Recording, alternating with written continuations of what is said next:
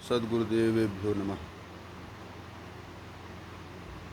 आज वस्तुतः वैदिक सनातन धर्म की परंपरा में गुरु शिष्य के संबंध का, गुरु शिष्य के संबंध की पवित्रता का एक बड़ा ही अद्भुत संयोग है, जो गुरु पूर्णिमा के रूप में हम आयोजित करते हैं, अपने जीवन से जोड़ते हैं इसको।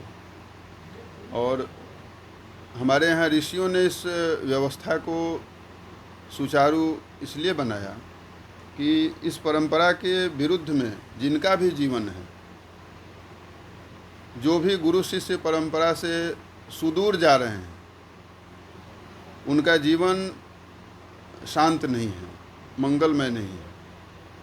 कारण ये है कि हम गूगल को अगर गुरु बनाएंगे, एक लोक भाषा में हम कहें, आज हमारे गुरु जी गूगल हो गए हैं।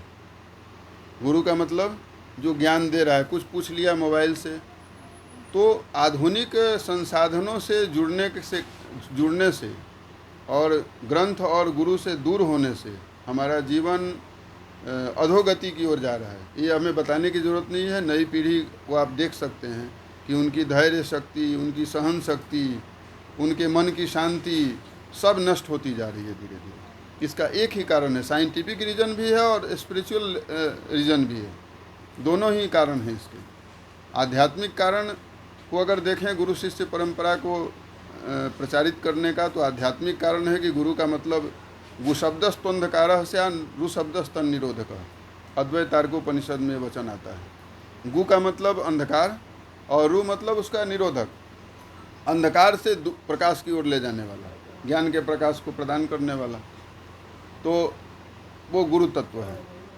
तो हमें ज्ञान के प्रकाश की प्राप्ति तभी होगी जब हम गुरु का संश्रय प्राप्त करेंगे, गुरु का आश्रय प्राप्त करेंगे। इसलिए वेदों के मंत्रों में तद विज्ञानार्थम गुरुमेवाद गच्छेत, समित पाणी श्रोत्रियम ब्रह्मनिष्ठम आदि की चर्चा आती है।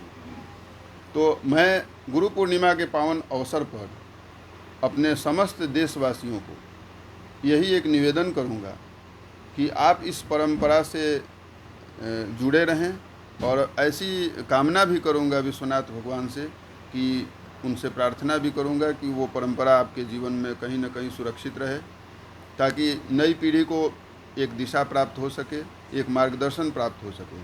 क्योंकि यह संबंध सर्वोपरि है और भगवत तत्व का स्वरूप, भगवान की बराबरी गुरु को इसलिए दी गई है कि गुरुर् ब्रह्मा, आप मंत्र पढ़ते हैं ना, गुरुर् ब्रह्मा गुरुर्विष्णु गुरुर्देवो महेश्वरः। इसका कारण यही है। भगवान का स्वरूप गुरु इसलिए होते हैं कि गुरु निस्वार्थ भाव से आपके कल्याण की कामना करते हैं। तो निस्वार्थ भाव से कल्याण की कामना करने वाला कोई संबंधी नहीं हो सकता है। पिता, भाई, बहन, पत्नी, सब में स्वार्थ छुपा हुआ है। बृहदारण्यकोपनिषद के 2 अध्याय के 4 ब्राह्मण का मंत्र है, नवा अरे पत्युः कामाय पतिः प्रियो भवत्यात्मनस्तु कामाय पतिः प्रियो भवति, नवा अरे पुत्राणाम कामाय पुत्रा प्रिया भवन्त्यात्मनस्तु कामाय पुत्रा प्रिया भवन्ति, नवा अरे जायायै कामाय जाया प्रिया भवत्यात्मनस्तु कामाय जाया प्रिया भवति। मतलब ये हुआ कि सब लोग कहीं न कहीं कामना से जुड़े हैं आपके साथ, निष्काम कोई जुड़ा नहीं है। तो ऐसा संबंध जहाँ कोई demand, no complain no demand, ऐसा संबंध एक गुरु का हो सकता है बस, और कोई दुनिया का संबंध नहीं है।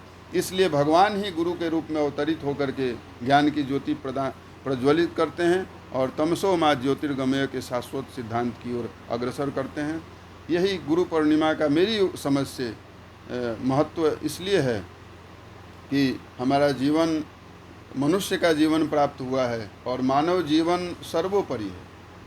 तो हम अपने जीवन की परिष्कार के लिए, जीवन के परिष्कार के लिए गुरु के आश्रय में रह करके प्रयास करें और भगवत कृपा से उस उद्देश्य को प्राप्त करें जो जीव मात्र का उद्देश्य होता है, कि हमें पुनः जन्म न लेना पड़े। जन्म मंगल हो हमारा, मृत्यु मंगल। जन्म मंगल कैसे होगा? जब पुनः जन्म न लेना पड़े। भगवत पाद शंकराचार्य जी का वचन है, जन्म मंगल उसी का है जिसको पुनः जन्म न लेना पड़े।